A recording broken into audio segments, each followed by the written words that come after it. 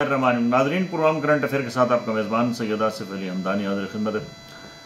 Nadreen, Pakistan के अंदर जो इंतशार की सियासत है उसमें आए रोज़ इजाफा हो रहा है और अब तो सूरत हाल इस कदर ख़राब होती नज़र आ रही है कि कल जिस तरीके से एक पंजाब के अंदर पावरफुल शो किया है मौलाना फजलुर रहमान ने, और उन्होंने इतना वाज़ेह तौर पर ललकारा है इदारों को कि जिसकी माजी में कोई मिसाल नहीं मिलती। मौलाना फजलुर रहमान का कहना था कि अब किसी सूरत भी जो है वो पॉलिटिकल विक्टिमाइजेशन जो जिस तरीके से की जा रही है वो काबिल कबूल नहीं है। और उन्होंने ये भी वाज़ेह किया है कि इन असम्बलियों के अंदर जो जालसाजी के ज़रिए ये हुकूमत चलाई जा रही है, उन्होंने वाज़ेह ऐलान किया है कि हम इसको नहीं मानते। मौलाना फजलुर रहमान का ये भी कहना था कि अब हर इदारे को अपनी अपनी जो है वो हदूद के अंदर रह कर काम करना होगा। बसूरत दीगर किसी भी इदारे की मुदाखलत जो है वो सियासत के अंदर काबिल कबूल नहीं है। मौलाना फजलुर रहमान क्योंकि बहुत घाक किस्म के पॉलिटिशियंस हैं और उनका क्योंकि वो ख़ुद इन लोगों के साथ काम करते रहे हैं और उन्होंने ख़ुद इंकशाफ भी किया कि मैंने 30 साल इनके साथ जो है वो खिदमात दी हैं और उसके सिले में मुझे सिवाय जो है वो ज़िल्लत और रुसवाई के कुछ मेरे पल्ले नहीं आया। मौलाना फजलुर रहमान का ये भी कहना था कि ये क्योंकि ये जो हुकूमत बनाई गई है ये अवाम की हुकूमत नहीं है, और उन्होंने कहा कि जिस तरीके से 2023 के इलेक्शन में तारीख साज धांधली की गई है इसकी मिसाल माजी में नहीं मिलती। और उन्होंने ये भी वाज़ेह किया है कि हम किसी सूरत भी रबर स्टैम्प पार्लियामेंट नहीं चलने देंगे और जो इदारे मुदाखलत कर रहे हैं उनकी मुदाखलत को हम रोकेंगे।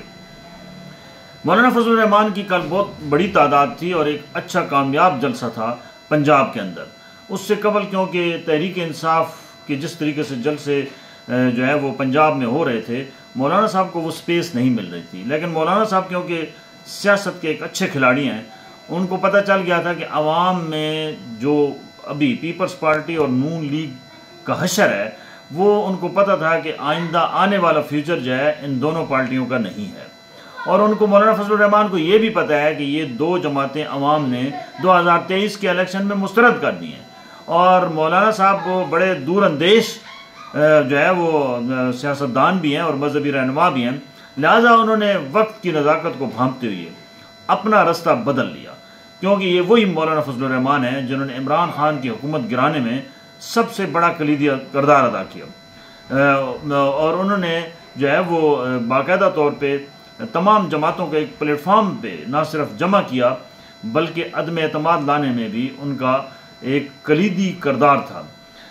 अब क्योंकि उसके बाद मौलाना फजलुर रहमान साहब भी, जैसे इमरान खान की रुखसती हुई, मौलाना फजलुर रहमान साहब की भी साथ ही रुखसती कर दी गई और दो जमातों के साथ जो है वो मामला तय कर लिए गए, जिसमें पाकिस्तान मुस्लिम लीग नून और पीपल्स पार्टी।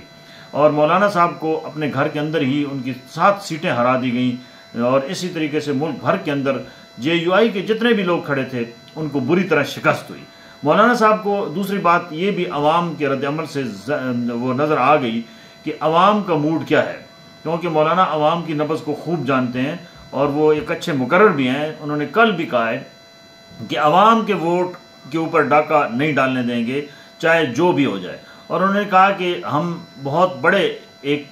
जो है वो चंद दिनों में एक बहुत बड़ा मुल्क गिर जो है वो एहतजाजी प्रोग्राम शुरू किया जा रहा है और इस हुकूमत के गिर्द घेरा तंग किया जा रहा है। और उन्होंने कहा कि जितने भी लोग फॉर्म 47 के तहत हुकूमत में बैठे हैं उनको हम किसी सूरत न कबूल करते हैं न ये हुकूमत चलने देंगे।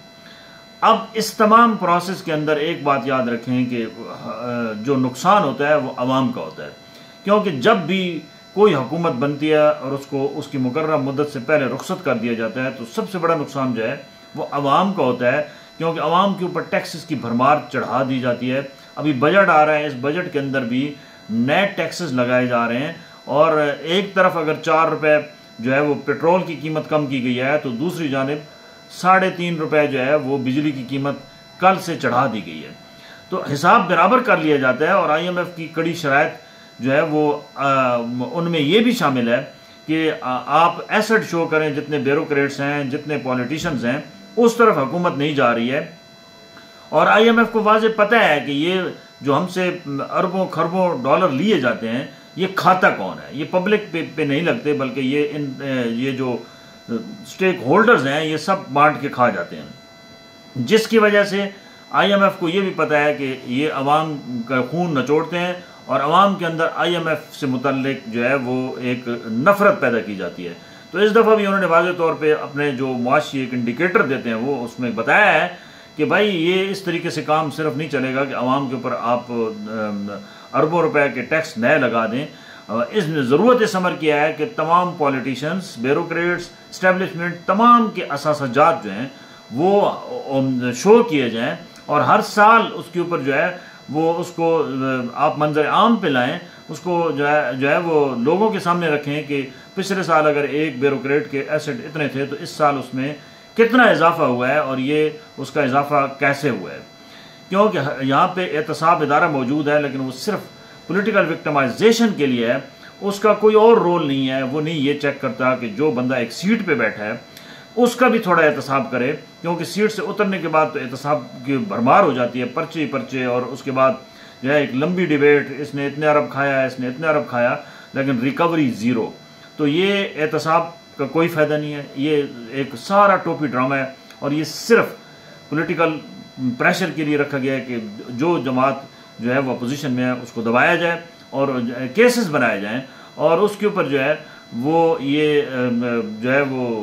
उसके बंदे पकड़े जाएं और हुकूमत की जाए। ये हुकूमत करने का कोई असूल, कोई तरीका नहीं है। अगर ये शहबाज शरीफ साहब इस दफ़ा आवाम को हकीकी रिलीफ ना दे सके तो ये बात याद रखना कि नून लीग का ये आखिरी टेन्योर है। इसके बाद नून लीग का हशर काफ लीग जैसा हो जाएगा, क्योंकि नवाज शरीफ ने जो ही चार्ज संभाला है तो कुछ मूड उनका किसी और तरफ चलता हुआ नज़र आ रहा है और नवाज शरीफ खुद भी कह रहे हैं कि हमें हर सूरत में रिलीफ देना होगा, क्योंकि तकलीफ़ दी तो फिर अवाम इनको नहीं छोड़ेंगे और अवाम को ऐसी तकलीफ़ देंगे कि फिर काफ लीग की तरह इस नून लीग का भी जो है वो वॉल्यूम पंजाब के अंदर से भी ज़ीरो हो जाएगा। बहुत शुक्रिया, अपने गिरदोनवा के लोगों का ख्याल कीजिए।